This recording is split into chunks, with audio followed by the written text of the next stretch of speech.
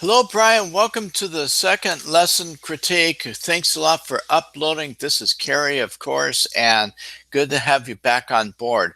I really like this scene. This is a Crater Lake in Oregon, as you point out, and just a beautiful scene.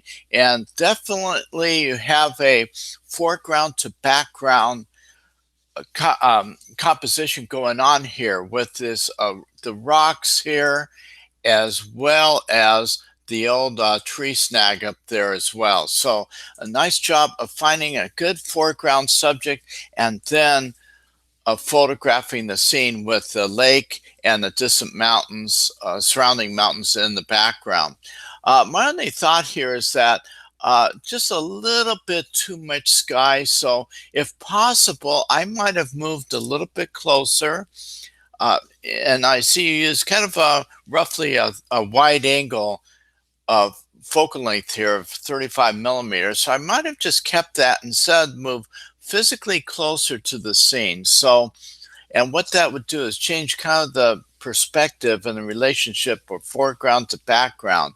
And as a result, you would have a little less of the foreground here and a little less sky as well. That's one way to approach it um, because I am seeing a little bit too much sky here and a little bit too much of the dirt foreground. So one way I might do is just to physically move closer to the scene and keep the same focal length. Another approach would be to zoom in a little tighter, use a little more of a telephoto, and lots of ways to go here. For example, if you had zoomed in a little bit tighter there, a little bit less there, and then maybe even something like this, perhaps.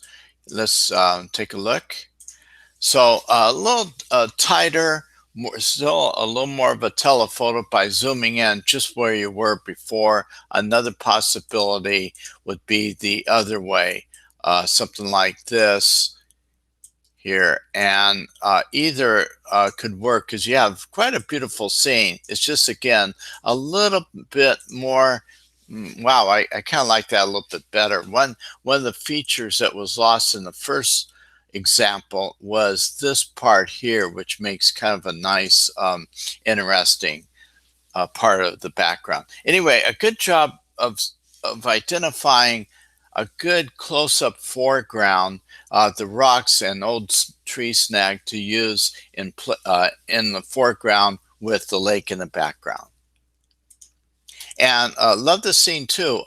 It looks like you converted it to black and white, and that definitely works here for this scene with the road in the foreground, railroad tracks, a lot of things going on in the foreground. So that's good. I like the way, look at how this road just kind of leads the eye right into the distance.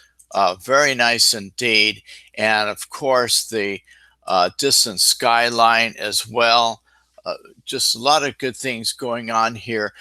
Again, though, I might say just to my eye, just a little bit more sky than I would like. So if it was possible to zoom in a little tighter, not sure what lens you use, but something like this, maybe a little bit over to the left, and then something like this. Let's see how it looks here. So to my eye, this is just a little bit stronger of a composition. I like what you found originally, but just a little bit less sky, a little bit more, less of the far right, a little bit less of the far left, and then for this. And to me, just it makes the best parts of the scene. The road, of course, also this part of the kind of the middle ground and the train show up just a tiny bit better since, again, we're not including all the extra sky and such. But a good job of identifying this scene and then photographing it. And I'll tell you, I like this old prison. Look at this. This is just wonderful. And you pointed out that this was a filming site for a Shawshank Redemption movie. And I'll tell you, just a lot of boy, can stories be told about what happened here? And I like the camera angle that you use here, and with the bars on the left and the wall on the right, and also the roof here. Look at all the texture going on, and you point out the nice balance that's happening here between just lots of balance, in fact, with the left and the right, and also the roof line going on. And of course, the little tiny star of the show, that person walking down the hallway along here. So that is something that really points out the visual power of contrast, where we have a person, the only person in the entire scene, so they kind of jump out. Plus, you got this person in a perfect position where they're right against, shown against the walkway, and so they don't get lost. If they were standing up close to the